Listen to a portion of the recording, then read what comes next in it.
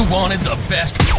You've got the best podcast. The hottest podcast in the world. The Chris Voss Show, the preeminent podcast with guests so smart you may experience serious brain bleed. The CEOs, authors, thought leaders, visionaries, and motivators. Get ready. Strap yourself in. Keep your hands, arms, and legs inside the vehicle at all times, because you're about to go on a monster education roller coaster with your brain. Now, here's your host, Chris Voss. Hey folks, Voss here from the Chris Voss Show.com. There you go. I'm firing all cylinders today. How's it going, guys? Welcome to the big show. As always, the Chris Voss Show. Did you know this? We are the oldest living podcast out of a handful of the originals, but we are the unique position of being the oldest and still putting out daily podcast shows. Nobody else is doing that. It's old like us. And we're doing it because we're just old and crazy and we can't feel our legs. So support the show. Go to goodreads.com/Chris Voss, LinkedIn.com/Chris Voss, Chris Voss on the TikTok, and all those crazy places on the internet's up in the sky. Opinions expressed by guests on the podcast are solely their own and do not necessarily reflect the opinions of the host or the Chris Voss Show. Some guests of the show may be advertising on the podcast, but it is not an endorsement or review of any kind. Today we have an amazing young man on the show. Ken Young joins us. He's a multi-book author, and his trilogy is out. We'll be discussing that. The first book in the series is entitled The King's Frog Hunter. It's book 1 of 3 of the King's Frog Hunter series. We're going to get into it with him, find all the deets, the crazy deets, as the kids always say. I don't know if that's what the kids say, but I'm just going to make it up and run with it anyway, because that's what we do here on the Chris Voss Show. He was born in California before the days of personal computers and the internet. Ken began writing short stories and plays in longhand on a manual typewriter. I did that too. Well, in college, he did that. And being an old school kind of guy, he continued the way while writing for a 70s TV show, until finally giving in to the ease and time-saving factors of technology halfway through writing this book, The King's Frog Hunter. To support his writing habit, Ken has been a builder of custom homes and remodeling. He's also assisted his local affiliate of Habitat for Humanity as a construction manager. What a great thing. I believe you had him. Did President Jimmy Carter start Habitat for Humanity, or did he just start working with them, I think? No, he didn't start it, but he started working with them and really helped promote it. Yeah. Watching him do that work, especially as old as and kind of thin and frail as he seemed to be, man, he was a tougher guy than the rest of us, I guess. You now live with your wife and family of real and imaginary characters and creatures in the forests of the inland Pacific Northwest in the U.S. Welcome to the show. How are you doing, Ken? I'm doing great. Thanks for having me on your show. Thanks for coming. We're glad to have you. And you got a trilogy, in fact, too. So give us .coms. Where can people find you on the interwebs? Well, my website, www.kingsfroghunter.com, is really the main source. And there you can find profiles of the characters on the books, and you can read an excerpt from the first chapter of The King's Frog Hunter and contact me through the website. And there's also a color map of the kingdom that you can download for free and look at that while you're reading the book and follow it around, follow the characters around the kingdom on the map while you're reading. There you go. And you just got international bestseller status on all 3 books. Is that correct? Yes, I did. That's pretty amazing. Yeah, that's pretty good. That's pretty awesome, man. And this was the first book in the series, the first book you'd ever fully written and published? Yes, it is the first book. I've written a lot of things in the past that hadn't really been published, or, went through the process years ago of writing short stories and sending them off and collecting rejection slips and, and that process. And I actually wrote some teleplays, screenplays that I was pushing and when we lived in Southern California. But now it's just down to fiction writing. So, and other poetry, some poetry and short stories. But these are the 3 books that have been published and have done amazingly well. There you go. Well, congratulations. Give us a 30,000 overview of the first book, The King's Frog Hunter, and we'll walk through the trilogy. All right. Well, The King's Frog Hunter is really a book that was never intended to be a book. when I first started writing it, it was short stories that I wasn't planning on publishing at all. So the genesis of the King's Frog Hunter started when our daughter was about 5 or 6 years old. And my wife and I looked at her and thought, boy, what are we going to do with this beautiful child? How are we going to educate her, teach her the values we want to teach her?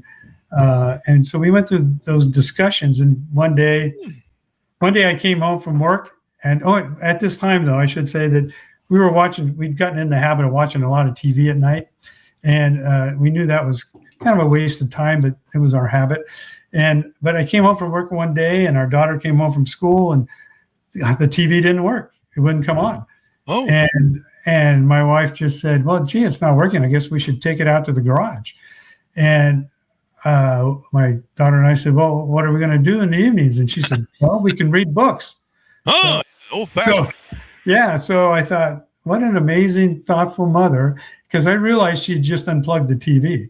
And Are you serious? Yeah, seriously. She just unplugged it. And our daughter was too young to realize that. And so we took it out to the garage. And for the next 5 years, we eliminated TV from our environment there at home. Wow. Yeah. And people should do that with their kids' PlayStation, maybe. I don't know. Exactly. Well, if at that time, there wasn't, we didn't have cell phones and all the digital stuff. But if we had, we would have put those away for the evening as well, because we started reading books out loud. Wow. And discussing them with our daughter about, the decisions and the actions that the characters made, and, how that, what that resulted in good or bad results. And so we were reading out loud things like Sherlock Holmes mystery stories, Jack London's Call of the Wild, those books. Oh, yeah. I love those books. Yeah, Mark Twain. And then we got into The Hobbit and The Lord of the Rings. Oh, wow. And so we were reading these out loud, but at the same, and we were using them for discussion with our daughter about what she thought of them and the, how the characters, bad decisions and good decisions that they made, right? and what were the results of that. So, but at the same time, I started writing these whimsical, fun stories for her that were about a father who was a sculptor and his daughter, a young daughter, that were in this fantastical world, ancient world, that had giant man-eating frogs. That was very doesn't sound fun at all. Yeah, it was very dangerous to be a frog hunter. So, but the king in the story loves eating frog legs. So anyone who went out to try to get the prize legs off the frogs never returned, except for this one hunter, Thalmus, who always returned with the prize legs for the king. So that's where the title comes from, the King's Frog Hunter. But then the father and the daughter here, and he's a sculptor of stone truth, and he gets commissioned by the king, and so it's finally his big break, and commissioned to sculpt a statue of the king. Well, the king is old, and he still sees himself as a young, vibrant young man, slim, but he isn't. And so the sculptor, his name is Veracitatus, he sculpts a statue that is truthful, very truthful of the king, how he looks. This plump old man, stringy hair, and the king, of course, doesn't like it, throws him in the dungeon. Oh, wow. And then he, with the help of a mysterious friend that we find out later who it is, but he escapes from the dungeon and the castle and disappears. And the king has a prize on his head. And so he's being hunted. And his daughter, Vashina, comes to the King's Frog Hunter, who lives out in the country. Comes to the King's Frog Hunter to help her find her dad and convince the king to take the penalty off of him, right? So that's the gist of the story. That starts the journey looking for her father, and all that goes with it. And he is one of those men that has been around forever, but looks the same age-wise. Right? Oh, wow. And so he's mysterious, and he has animal companions as part of the story. So these were children's stories I was writing for my daughter. And the King's Frog Hunter has a great horned owl that is his eyes and ears, especially at night. And he has a wild paint stallion that is his horse. Mm-hmm. And then he has a giant shell creature that is 8 feet across. The shell is 8 feet across. Think snapping turtle with, as a tortoise, giant shell. But anyway, that's some of the main characters in the story. But the father, once they find that they get swept up in this prophecy, ancient prophecy in the kingdom that predicts the king only has one child, and it's a daughter, and they've never had a woman rule the kingdom. So there's all this controversy and evil trying to take over the kingdom, of course. But there's this prophecy that the sculptor and his daughter are crucial to the key of that prophecy to help to defeat the evil and save the king and the kingdom. So that's kind of the gist of the story. And I built into, as I wrote these stories for her, and she was growing up, and we were reading great literature and using that to place values in with her that we wanted her to grow up with. I was putting that into these stories, into the characters, the values of courage and honesty and humility, graciousness. So I was putting that in all these stories that I never intended to publish. But, and as she grew over the years, the story grew, the characters developed, and story just kept going. And the plot got got deeper. The themes got more deeper than just, courage and standing up to evil, those sort of things. But to fast forward over the years, jump the calendar a bit. So when she graduated from law school and she asked me, well, for a graduation gift, I want you to finish my book, put the stories together. I want you to publish my book, The King's Frog Hunter. Mm. So I thought, whoa, I got to go back. So I spent about a year rewriting the stories, putting them together in a string to create a novel, right? The beginning, middle, and end of a novel. And worked with an editor. And I wanted to do silly things like put footnotes at the bottom every time about the characters, and explaining how to pronounce their names, or background stories on all the characters. And of course, the editor said, "No, you can't do that. This is fiction. You can't have footnotes in fiction." Right? So I created all the profiles of the characters, animals, and locations, and we put them in the back of the book. So in the back of the book is that resource. It's also on the website as well, giving the backstory of the characters and how to pronounce their names, whatnot. And then I worked with an illustrator to do the book cover. So here's one of the book. Here's the book cover of the King's Frog. Oh, wow. Beautiful. Right? Mm-hmm. Yeah. And the back covers here is on. So he did some really wonderful illustrations. Yeah. So he did all 3 books of the covers.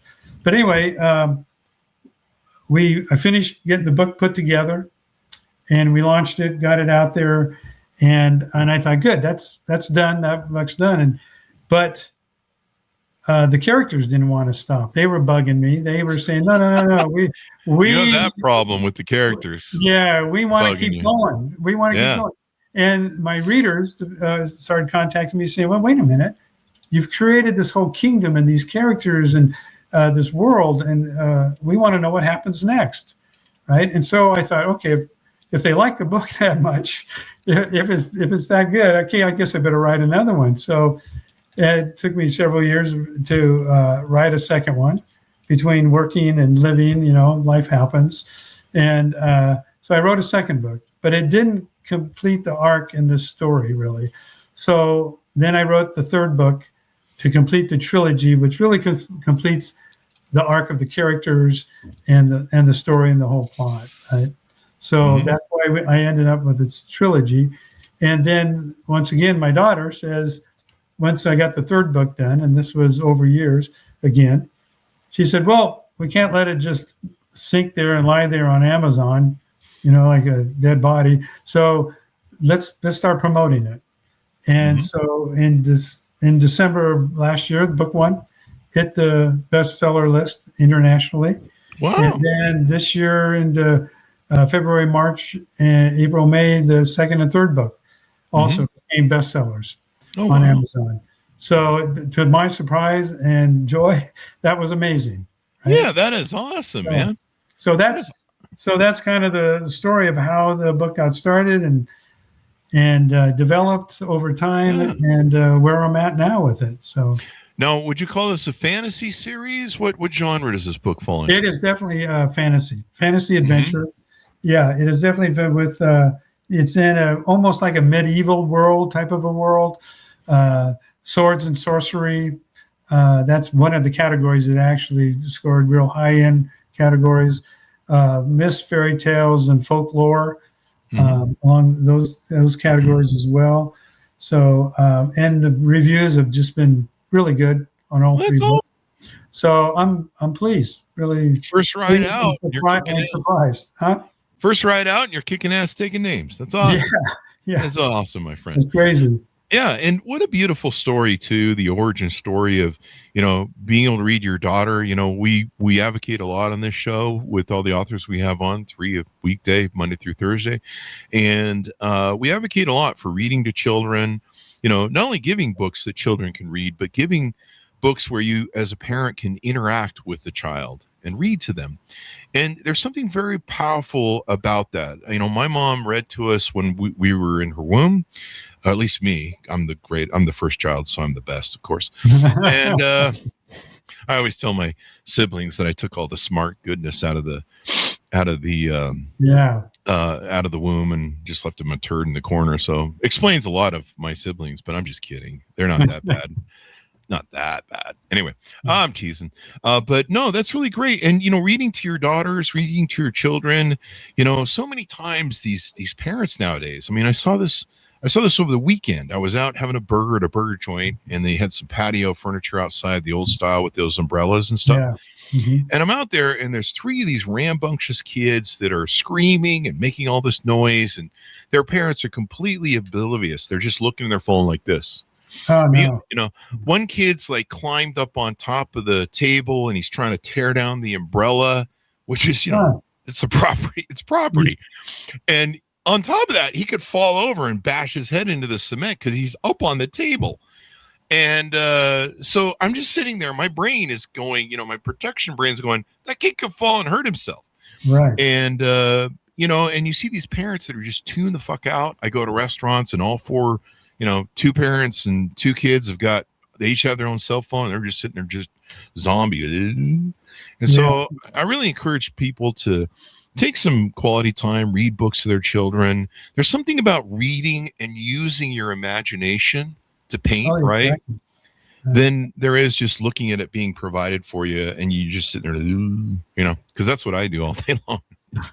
Well, you're very right about that. You're very right about that, Chris, is because developing the imagination, and that's what we try to do with our daughter, of course, right? Yeah. But through the stories that I wrote, but also everything that we read out loud, and she's today an avid reader. She just that's awesome. Reading constantly, and she really, and she openly admits that the stories, The King's Frog Hunter, really inspired her in life. So it's the characters that she kind of emulated a bit. So yeah. One of the things you talk about in real life is how fiction can teach real life values without preaching. Do you want to expand a little bit on that? Yeah. So that was one of the things my wife and I were concerned about was we didn't want to be mom and dad preaching on her about the values we wanted her to grow up with. So embedded in these stories is being able to stand up and be strong, to stay firm in your beliefs, right? And I was trying to think of some issues here that I could tell you to read from the book, actually. That And one of them is a commitment and keeping your commitments, right? Oh. If you make a decision, you make a commitment, and maybe I can find that in the book here. Yeah. So, do you mind if I read a section? Yeah, go ahead, please do. Give us a So this is at the very beginning of the book where I told you the sculptor's daughter Bashina comes to find the frog hunter, right? To ask for his help to find her father. So this is that excerpt from that. This shows humility, some humility in this. It shows of the king's frog hunter. Here he's this famous guy, right? And she comes to him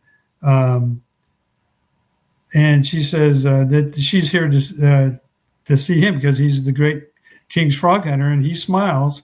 He says, "I am not great, as you can see for yourself." And he held his hand over his head to indicate his short stature.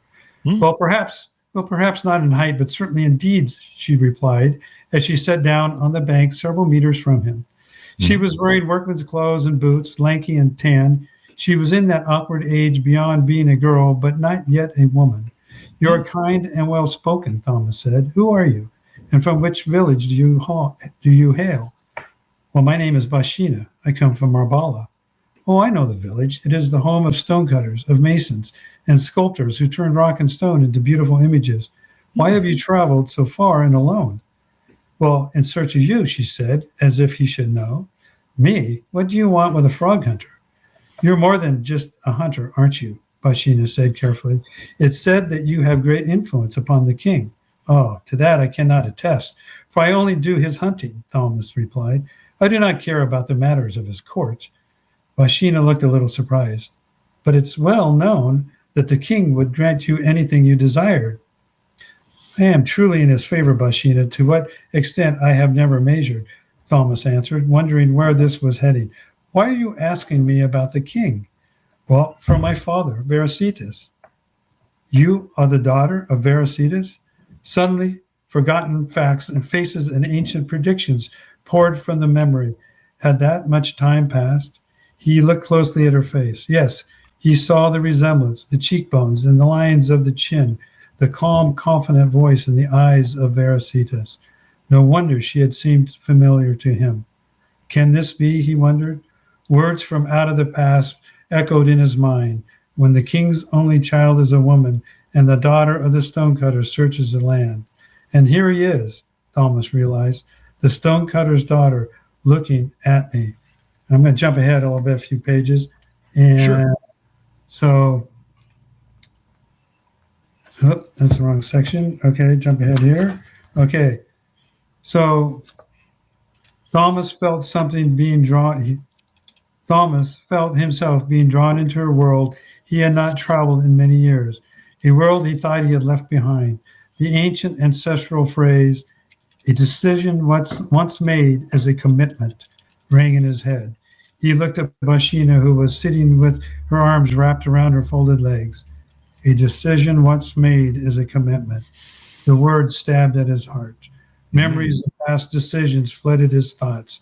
How long do commitments last, he wondered.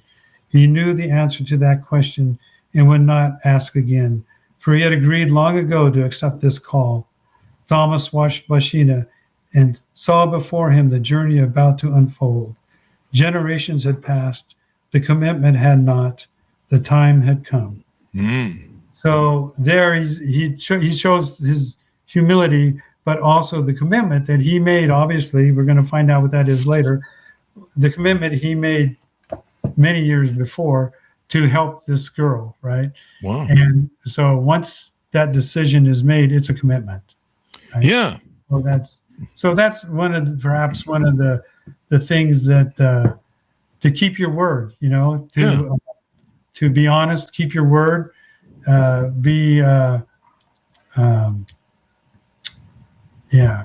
Yeah. Even fantasy can teach values, right? Oh yeah. This is why we love stories and we profile them on the Chris Voss Show, because there's no owner's manual to life. And so what we have are the stories that we share with each other. And sometimes those stories include blueprints on either how to behave or maybe how to recover from crises or cathartic times. And these are the lessons. It's kind of how we learn. It's kind of how we figure out life. I have a problem, and I go looking for maybe people that might also have maybe some help or advice, and whether it's fantasy or whether it's real or a business book or something like that. People can have novels. There's all sorts of crises that people go through with life and stuff. And if you can find people that can help you through some of those issues, then it's all about survival. And that's kind of what we like too. That's why we love the stories of evil being overcome and good winning. We like that because life is pretty ugly sometimes with everything that's in it, and it can be a challenge. It's a giant, really survival game when you really understand what it is. It's like the show Survivor only on steroids, right? Yeah. Well, and this character Bashina, the stonecutter's daughter, in the first book, she's instrumental and one of the protagonists, obviously. But over the 3 books, her character arc really develops. And by the 3rd book, she is the main character. She becomes, and what she's going through and learning and developing her talents and her skills as she grows into adulthood, and the King's Frog Hunter, along with, there's a mystic in this book called, her name's Larma, and she's also an instructor, a helper along the way. There's a order in the book, Ancient Order of the Servants, and Thalmus is one of them, Larma is one of them, a couple other people throughout the book, and their order is to just help serve for the good of others, right? And help teach, to help others along the journey, right? And so Thalmus, besides being a warrior and this great hunter, that's part of his role as well. And so he's with Bashina throughout all 3 books, guiding her, teaching her, but letting her get the hard knocks, letting her get beat up a few times and suffer, and to learn the consequences. So, yeah. There you go. The consequences. The consequences. There you go. Yeah, this is how we learn. This is how we learn stuff. You can teach it through factual stuff, or you can teach it through, other ways and stuff like that. So very good. And I love you. You inspired your daughter. What's next up for you? Are you working on anything else? Is there expansion of the fantasy series or anything more coming up? Well, there could be it's a little bit more on the fantasy series because, gosh, just recently, some of the characters have been talking to me again about, that they'd like to have more to say in another book.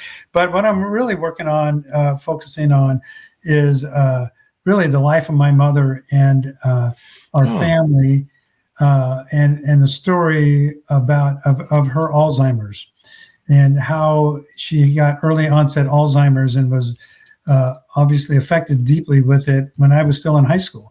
And I have 3 brothers, 2 older, 1 younger.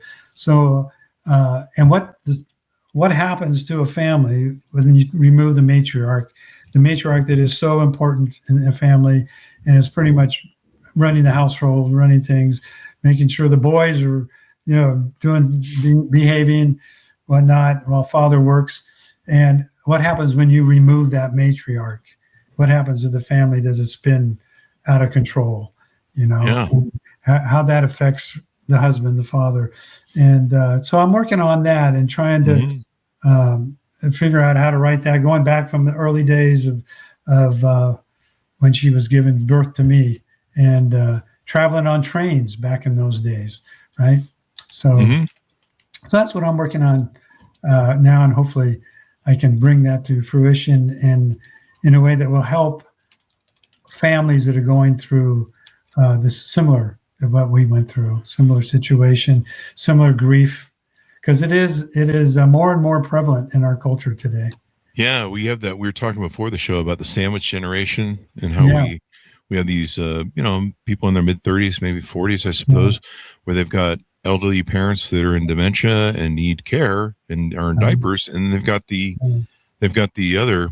I don't know why they call it the sandwich generation. I call it the dual diaper generation. Yeah, that's what it should be. Yeah, I mean, sandwiches. I'm like, are they making sandwiches for the old people and the young people? Yeah, a lot of these people, they're still raising young children, so they're kind of stuck between raising young children and taking care of their elderly parents, and it's a tough job because you got two kids in the house, or more than two kids, but you got two kids on the end of the spectrum there. There you go. I don't know. You just give them both Legos and let them play together, and everything will be fine. Maybe. I don't know. Yeah, that's very tough and hard on the family. Very difficult on the families. It really is. It's hard to watch people disappear, and imagine that was part of the journey that you had to experience. It is. It really is. To see mom fade away like that, that was really difficult. Yeah, I'm going through that now with my sister. She used to call me once a day or once a week, I think it was, or every couple times a week.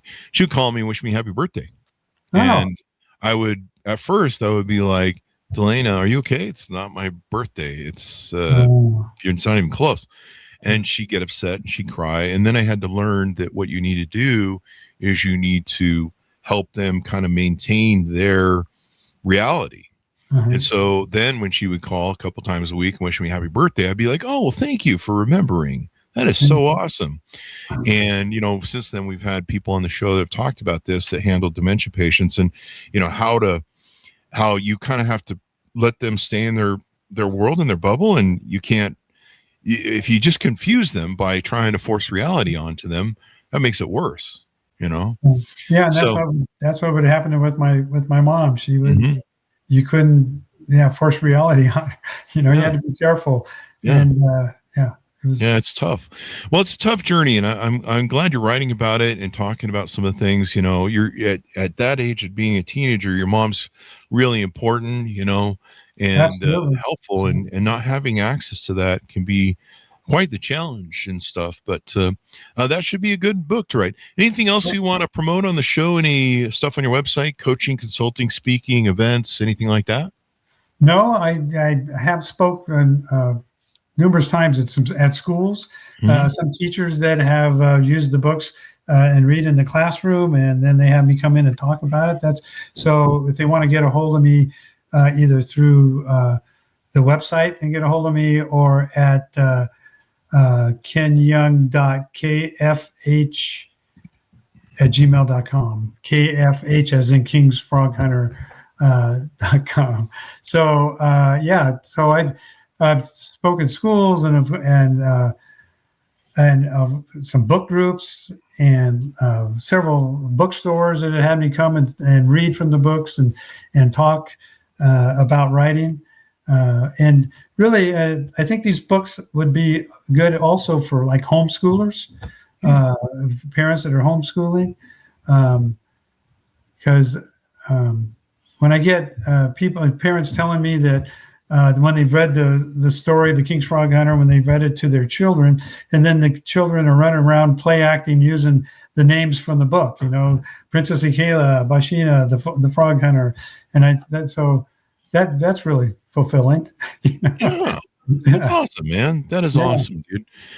So thank you very much for coming on the show. We really appreciate having you, Ken. Well, thanks for having me on. I wish we could talk longer. I could talk forever about these books, Chris. Yeah. So, well, we want people to go buy them. Yeah, we want people to go buy them. Too much, then. So they're on Amazon, ebooks and print books, and on my website there's a link to Amazon. I don't sell books from my website, but there's links on the website. There's descriptions, like I said, of the characters. I have a little author stuff on there I write once in a while, put on the website about the characters, announcements like your show, and So I mainly use that website. I do have Facebook, but I hardly ever use that. So it's kind of almost non-existent. So I'm kind of still like old school guy that still trying to get used to all these different platforms, right? Darn newfangled stuff. Yeah, that's for sure. But the King's Frog Hunter, it has lessons for all of us, because it's a story about the power of truth. It's about choosing the right path, about being strong and courageous in the face of falsehoods, and about reason and faith and all that wrapped into a fun fantasy adventure story. There you go. A wonderful selling job, Ken, and I'm sure people will love it. It is a bestseller, too, by the way, international bestseller on all three books, so check them out, folks. The book is entitled The King's Frog Hunter. That's the first book in the series of three that are the King's Frog Hunter series. Can I tell you the other books real quick? Sure, yeah, slip it in. Yeah, so the second book is The Shadows of War. Here's its cover right here. You can see that, Shadows of War. And then the third book is The Burning Battle. This is the big finale, right? The Burning Battle. The Burning Battle. And all three now are international bestsellers, which is amazing. And I hope people pick it up and read it. I think they'll enjoy it. And I would love to hear from people reading it, what they thought of it, and how they think I could improve it, or an idea for the next book. So there you go. Yeah. Well, thank you very much for coming on. We really appreciate it, Ken. Thank you, Chris. I appreciate it. Thank you. And thanks so much for tuning in. Order up his book wherever fine books are sold. You can find them on, link to it on our website as well. Go to goodreads.com/Chris Voss, LinkedIn.com/Chris Voss, Chris Voss 1 on the TikTok, and all those crazy places on the internet. Be good to each other. Stay safe. We'll see you next time. You've been listening to the most amazing, intelligent podcast ever made to improve your brain and your life. Warning, consuming too much of the Chris Voss Show podcast can lead to people thinking you're smarter, younger, and irresistible sexy. Consume in regularly moderated amounts. Consult a doctor for any resulting brain bleed.